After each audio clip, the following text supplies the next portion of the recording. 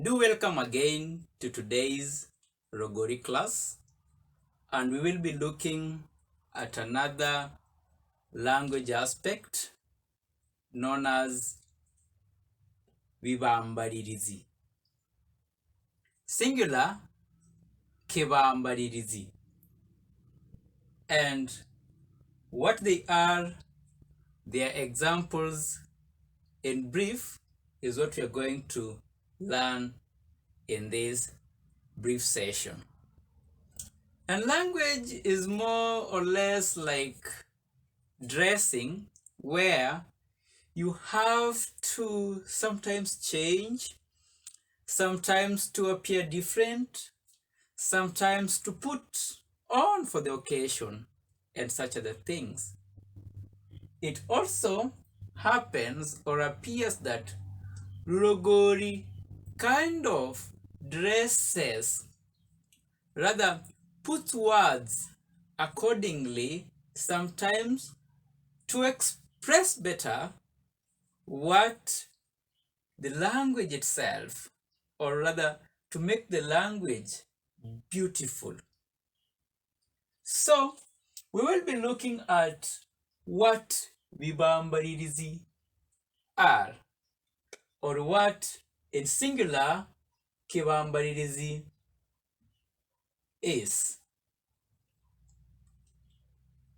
Kivaambalilizi is a Logooli word that means expound, or rather say more, or rather go beyond, spread out, and all that. It is different from the previous class session where we were discussing about vivari, that would mean say more, or rather describe. In Vivaambalilizi, we try to open up, make it wide, clarify best. The equivalent English word for Vivaambalilizi is adverb. An adverb is known to tell us when an activity happened, how it happened, and such other things, where it happened, and more.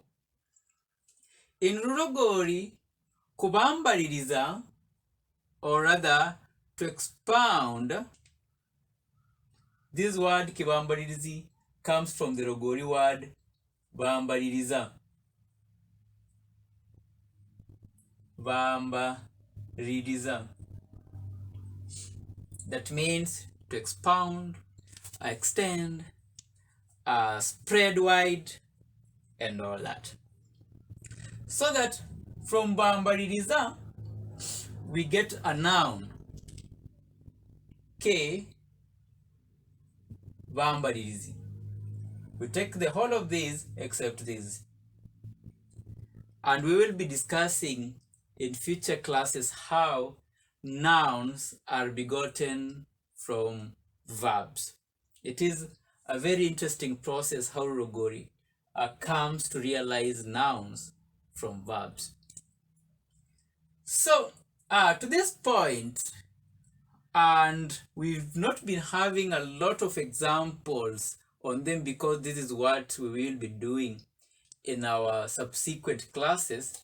It's just that whenever you meet a Lulogooli sentence, there is a probability that that sentence has an adverb if it has a verb. Sometimes sentences may not be simple, whereby we have the noun and the noun and the verb. Sometimes in a sentence we could be having the noun, the verb, the adjective, the adverb, and so on. So, what are some of the ways that Lulogooli brings in Vivaambalilizi?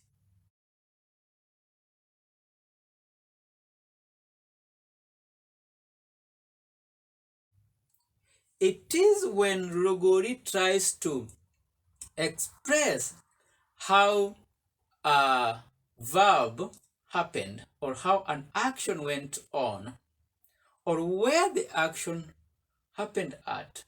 What time did it happen that we meet Vivaambalilizi in Lulogooli? For instance, let's have a sentence. Mwana agoni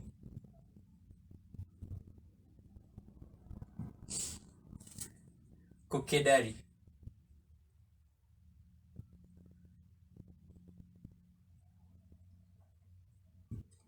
The child slept on the bed.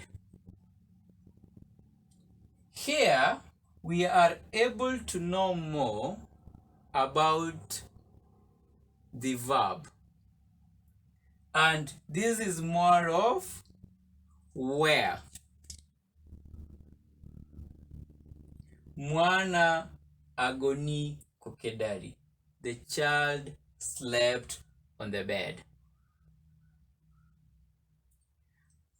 We could be having another one. Mwana aye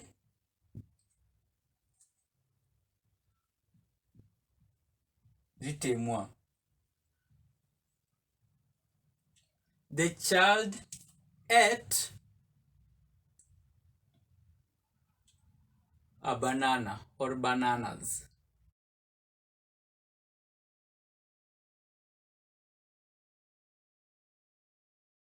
That's Logooli. There is a distinction between a cooked banana and a ripe or ripened banana.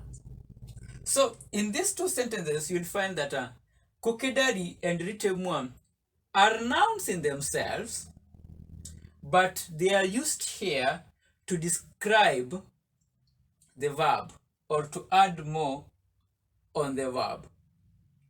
These are different ways that Lulogooli sometimes uses its words. When the word is sometimes not used as a noun, it can be used as a verb, it can be used as an adverb, it can be used as an adjective. And those Lulogooli words could be a kerange for noun, a verb for kekorwa, an adverb here for Vivaambalilizi. And we could be having an adjective for vivari. When we have another example, for instance, mwana anago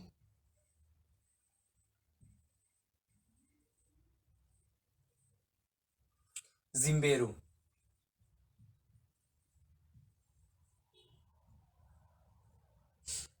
The child ran fast. Sometimes zimbero is just a fast run, and it is a noun in also its own sense. But in this scenario, the noun has been used to describe the activity. How did the child run? Umwana anago zimbero. And more examples. And what could they be? Other words like garaha, slow, other words like kurubao,